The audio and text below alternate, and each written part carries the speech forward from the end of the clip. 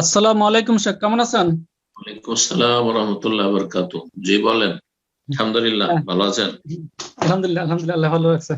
আমার প্রশ্ন আলহামদুলিল্লাহ। হলো, তিন কুল পরে ফু দেওয়ার সিস্টেমটা কি, কখন করতে হয় সেটা একটু বলবেন।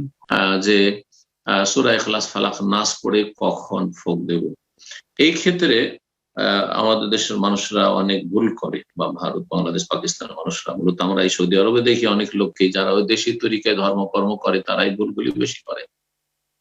ওই সকাল সন্ধ্যায় ফজরে আর মাগরিবে সূরা ইখলাস ফালাক নাস পড়ে মসজিদের মুসাল্লাতে বসে বসে শরীরে ফুঁক দেয়। এখানে ফুঁক দেওয়া নেই, এখানে শরীরে ফুঁক দেওয়া নেই, এখানে শুধু পড়া আছে মাগরিব মানে সকাল সন্ধ্যার জিকিরে বা মাগরিবের সালাতে, আর ওনার ফজরে তিনবার করে ইখলাস ফালাক নাস পড়া, কিন্তু ফুঁক দেওয়া নেই, শরীরেও নেই, হাতে ফুঁক দেওয়া নেই। হাতে ফুঁক দিয়ে শরীরে হাত ফেরায়, মাথা থেকে একবারে শরীরে হাত ফেরাইতে থাকে মুসাল্লাতে বা মসজিদে বসে বসে, এটি সুন্নতের খেলাফ, বেদাতি কাজ।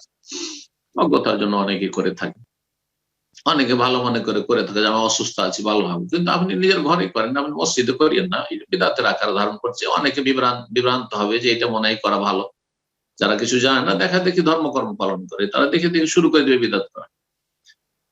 আর রাতে যখন আজকার নম, ঘুমাবার পূর্বে যে জিকির আজকার রয়েছে তার মধ্যে একটি জিকির আজকার হচ্ছে সূরা ইখলাস ফালাক নাস পড়া তিনবার করে। আর তখন আপনি হাতে ফুঁক দিবেন, আর তারপরে এই মাথা মুখমণ্ডলের দিক থেকে শুরু করে যতদূর পর্যন্ত আপনার হাত যাবে শরীরে, বিশেষ করে সামনের দিকে, ততদূর পর্যন্ত হাত ফিরাবেন।